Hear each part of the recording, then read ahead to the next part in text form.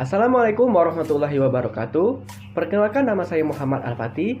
Saya berasal dari SMA Negeri 1 Pangkal Pinang, Provinsi Kepulauan Bangka Belitung. Perkenalkan, nama saya Edi Sinta Buana, asal sekolah saya SMA Negeri 2 Wonogiri, saya dari Wonogiri, Jawa Tengah. Perkenalkan, nama saya Siti Sofiatun, asal Jakarta, asal sekolah SMA Negeri 14 Jakarta. Perkenalkan, nama saya Ahirna Putri Aritonang, nama panggilan saya Irna. Saya berasal dari Kabupaten Pasaman, Provinsi Sumatera Barat. Asal sekolah saya Men1 Pasaman. Halo semuanya, nama saya Aulia Kaumala Putri, biasa dipanggil Aulia. Saya berasal dari kota Tangerang Selatan dan asal sekolah saya di SMA N9 Tangerang Selatan. Hai, perkenalkan namaku Sarah Ramadina dari SMA Negeri 1 Jakarta, asal daerahku Jakarta. Halo, perkenalkan nama aku Lia Aulia Syafitri, asal dari SMA Negeri 1 Wanayasa, Kabupaten Purwakarta. Halo semuanya, namaku Maureen Nisa Zahra. Teman-teman bisa panggil aku Maureen atau Nisa. Aku tinggal di Jakarta Timur dan aku berasal dari SMA Negeri 113 Jakarta. Nama aku Alima Balkis Zafira dari Bekasi, asal sekolah SMA Islam Nurul Fikri Manis Kelembang. Perkenalkan, nama saya Edi Lubianti. Sekolah asal saya SMA Negeri 95 Jakarta. Saya berasal dari Jakarta Barat. Perkenalkan, nama saya Nadila dari Bekasi.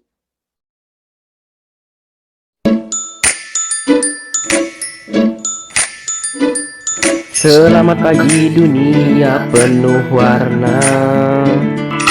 Hari ini akan jadi istimewa. Selamat pagi wahai tamu seniman, berikut kesehatan siap melangkah.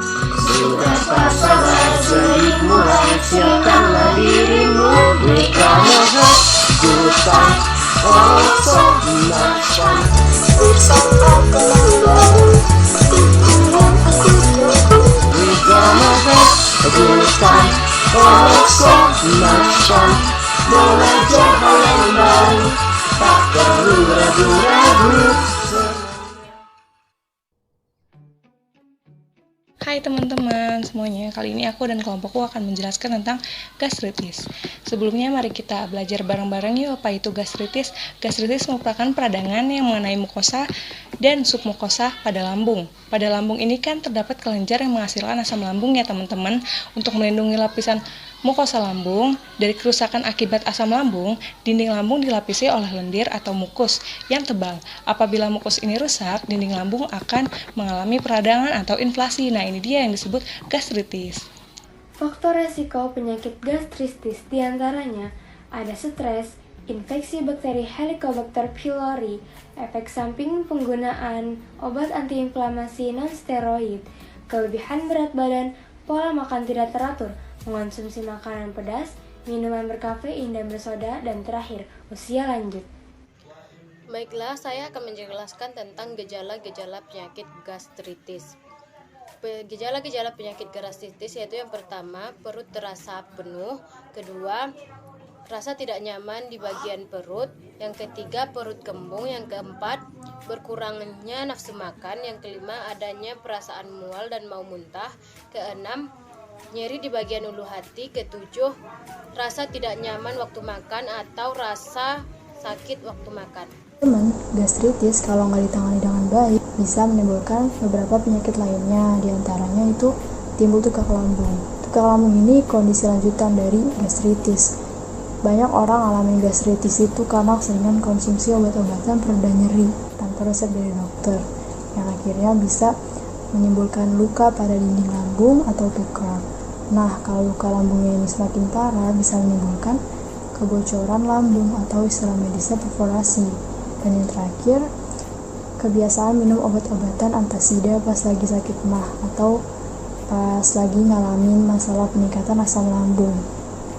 Itu bisa jadi pemicu anemia karena obat ini bisa mengurangi penyerapan zat besi.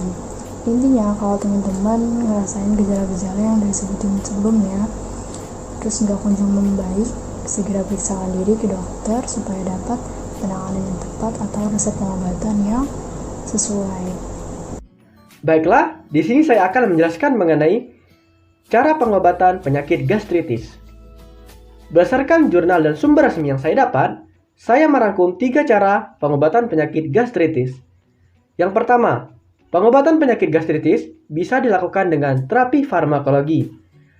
Terapi farmakologi ini berupa penggunaan obat-obatan, contohnya antasida, omeprazol, dan rantidin. Yang kedua, pengobatan gastritis juga bisa melalui terapi non-farmakologi. Terapi non-farmakologi adalah pengobatan dengan cara pendekatan. Di sini pasien diberikan edukasi dan pemahaman mengenai apa itu penyakit gastritis. Dan yang terakhir, pengobatan gastritis bisa dilakukan dengan swamedikasi yang tepat. Swamedikasi berarti pemilihan dan penggunaan obat-obatan secara mandiri tanpa adanya resep dari dokter. Diharapkan dengan swamedikasi yang tepat, pasien bisa mengenali gejala yang timbul pada mereka dan memilih obat yang sesuai. Kita dapat mencegah penyakit gastritis dengan cara mengatur waktu makan kita. Jangan sampai kita telat makan. Jika kita membuat lambung sering kosong pada saat waktunya diisi makanan, lambung akan tetap bekerja, tetap akan meremas yang seharusnya diisi makanan, tetapi dia akan tetap meremas walaupun dalam keadaan kosong, hingga menyebabkan dinding lambung lecet hingga luka, sehingga dapat menyebabkan gastritis. Selanjutnya, jangan mengonsumsi alkohol.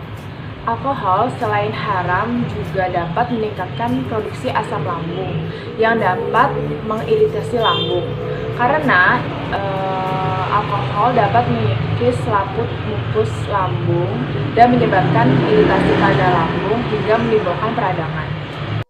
Yang ketiga, jangan berlebihan mengonsumsi makanan pedas dan berlemak atau berminyak. Allah Subhanahu wa Ta'ala berfirman dalam Quran Surat Al-A'raf ayat 31. A'udzu billahi minasyaitonir rajim. Wa kulu washrabu wa la tusrifu. Innahu la yuhibbul musrifin. Yang artinya, makan dan minumlah, tetapi janganlah berlebihan. Sungguh, Allah tidak menyukai orang yang berlebih-lebihan. Segala sesuatu yang sifatnya berlebihan itu tidaklah baik. Nah, sama halnya dengan mengonsumsi makanan pedas. Jika kita mengonsumsi makanan pedas secara berlebihan, maka hal itu dapat menyebabkan lambung kita teriritasi. Dan makanan pedas pun dapat meningkatkan asam lambung kita loh. Lalu yang keempat, hindari mengonsumsi minuman bersoda.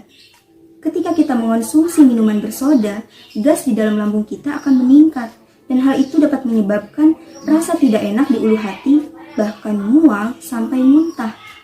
Selanjutnya itu menghindari stres, karena akibat stres fisiologi yang terganggu dapat mengakibatkan sistem syaraf otak yang berkaitan dengan lambung mengalami perubahan hormon dan dapat merangsang sel-sel yang terdapat di lambung. Lalu selanjutnya yaitu mengunyah makanan hingga lembut dan tidak terburu-buru, karena makanan yang masih bertekstur keras dapat membuat lambung bekerja lebih keras dan menyebabkan iritasi pada lambung. Nomor 7, menghindari berlebihan dalam mengonsumsi makanan yang banyak mengandung gas. Berlebihan dalam mengonsumsi makanan yang banyak mengandung gas dapat menyebabkan perut gembung hingga sering sendawa dan buang gas. Nomor 8, terapkan pola hidup sehat dan istirahat yang cukup. Pola hidup sehat sangat mempengaruhi sistem pencernaan terutama pada lambung. Dengan menjaga pola makan 4 sehat 5 sempurna serta tidak berlebihan dalam mengkonsumsi apapun sangat berpengaruh dalam kesehatan sistem pencernaan. Jika sistem pencernaan sehat terutama lambung, aktivitas organ tubuh yang lain akan baik juga. Berpikir positif dan istirahat yang cukup juga mempengaruhi kesehatan organ tubuh terutama lambung. Pembagian klinis gastritis secara garis besar dibedakan menjadi 2 jenis, yaitu gastritis akut dan gastritis kronik. Gastritis akut merupakan kelainan klinis akut yang jelas penyebabnya dengan tanda dan gejala yang khas. Biasanya ditemukan inflamasi akut. Gastritis kronis merupakan gastritis penyebab yang tidak jelas, sering bersifat multifaktor dengan perjalanan klinik yang bervariasi. Gastritis kronis berkaitan erat dengan infeksi Helicobacter pylori. Kesimpulannya adalah segala penyakit merupakan akibat dari perbuatan kita sendiri. Allah tidak akan menurunkan penyakit tanpa ada obatnya. Oleh karena itu, sudah menjadi kewajiban kita sebagai manusia untuk menerapkan pola hidup sehat sesuai dengan tuntunan Al-Quran dan Sunnah.